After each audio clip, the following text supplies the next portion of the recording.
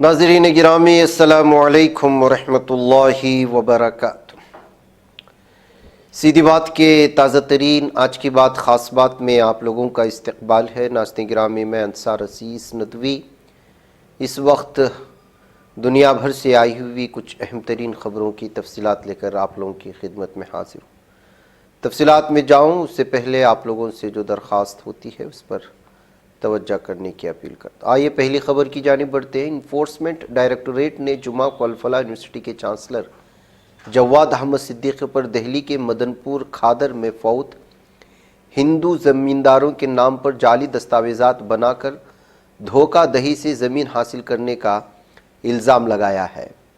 Times of India نے اپنی تفصیلی رپورٹ میں ایجنسی کے حوالے سے بتایا کہ خسرہ نمبر 792 میں اراضی جعلی جنرل پاور آف اٹارنی کی بنیاد پر صدیقی سے منسلک ٹرسٹ تربیہ ایجوکیشن فاؤنڈیشن کو منتقل کی گئی۔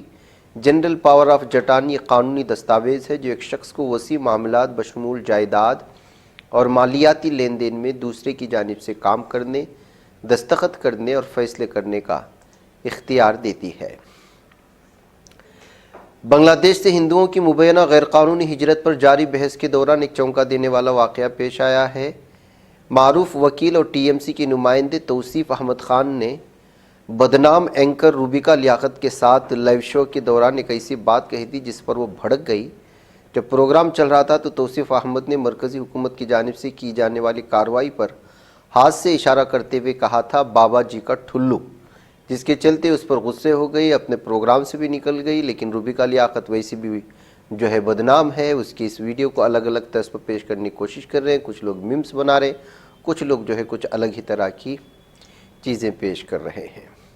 انجہان امر سنگھ کی بیٹیوں پر تبصرہ معاملے میں سماجوادی پارٹی لیڈر اعظم خان کو آج بڑی راحت نصیبی۔ عدالت نے اس مقدمے اعظم خان کو بری کرنے کا فیصلہ سنایا ہے۔ اعظم خان کے زیر قابل اعتراض تبصرے کے الزام میں امر سنگھ نے گومتی نگر تھانے میں ایف آئی آر درج کرائی۔ اس معاملے میں آج M P M L A court میں سماعت تھی۔ اعظم خان کو لینے ایک گاڑی رامپور چل گئی تھی لیکن اس میں نہیں تھے۔ خرابی طبیعت کا حوالہ دیتے ہوئے Azam Khan M P M L A court میں ویڈیو کانفرنس کے ذریعے پیش ہوئے۔ وزیراعظم نریندر مودی نے 28 نومبر کو جنوبی گوا میں شری سنستھان گوکرن جیوتم مٹھ میں بھگوان رام کی عالیشان مورتی کی نقاب کشائی کی ہے۔ یہ مورتی 77 فٹ اونچی ہے اور کانسا سے تیار کی گئی۔ مورتی گجرات میں اسٹیچو آف یونٹی کا ڈیزائن تیار کرنے والی مورتی سازرام ستار نے بنائی ہے۔ یہ دنیا میں بھگوان شری رام کی سب سے اونچی مورتی قرار دی جا رہی ہے۔ بہار اسمبلی کے نئے اجلاس کے پیش نظر پٹنہ ضلع انتظامیہ نے امن و امان قانون برقرار رکھنے کے لیے سخت پابندیوں کا اعلان کرتے ہوئے سکریٹ تھانہ علاقے میں دفعہ 163 نافذ کر دی۔ پابندیاں 1 سے 5 دسمبر تک جاری ہیں، جس دوران اسمبلی کا اجلاس منعقد ہوگا۔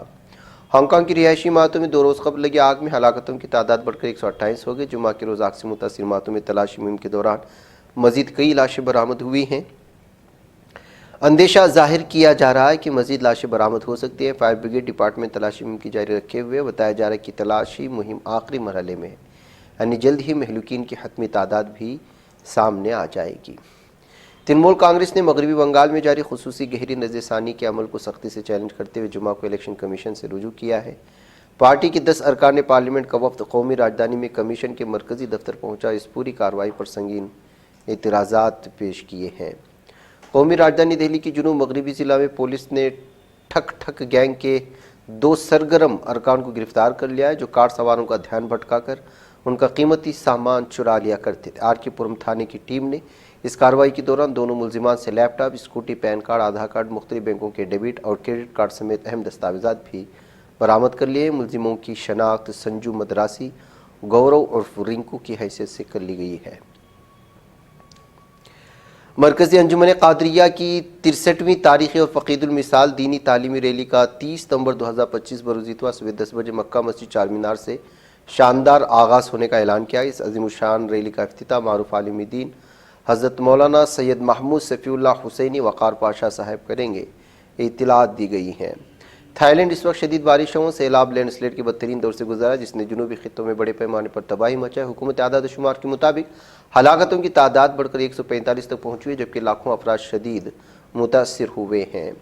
قابض ظالم صہیونی درندوں کی فوج نے غزہ کی پٹی سے تعلق رکھنے والے 5 فلسطینی اسیران کو رہا کر دیا جنہیں مہینوں تک بدترین تشدد اور انسانیت سوز حالات والے عقوبت خانوں میں قید رکھا گیا تھا۔ ادھر 5 فلسطینی شہری جمعرات کی شام خواب اسرائیل کی جانب سے طوباس کے جنوب میں واقع بلدہ تمون میں صفات کے نشانہ بنے، جس کے نتیجے میں وہ زخمی ہو گئے۔ تمون مقبوضہ مغربی کنارے کی شمال میں واقع طوباس گورنری کا حصہ ہے۔ ظالم صہیونی درندوں نے ان پر ظلم کیا تھا۔ خواب ظالم صہیونی درندوں کی حکومت کے انتہا پسند وزیر خزانہ بزلیل سموٹریچ نے چیف آف اسٹاف ایال زمیر پر تند و تیز حملہ کرتے ہوئے اسے اپنے اختیارات سے تجاوز قرار دیا اور کہا کہ وزیر دفاع اسرائیل کاٹس پر زامر کی تنقید ناقابل قبول ہے۔ یہ بیان اس وقت سامنے آیا جب زامر اور کاٹس کے درمیان خلیج مزید گہری ہو رہی ہے۔ دونوں کے درمیان سن 2023 کے 7 اکتوبر کو خواب اسرائیل کی بدترین عسکری ناکامی سے متعلق تحقیقات کے معاملے پر کشیدگی بڑھتی چلی جا رہی ہے۔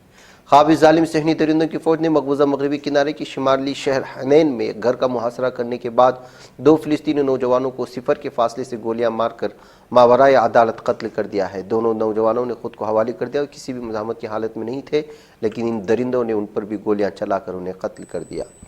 ناظرین گرامی، آج کی بات خاص بات اتنا، انشاءاللہ پھر ملاقات ہوگی۔ السلام علیکم ورحمۃ اللہ وبرکاتہ۔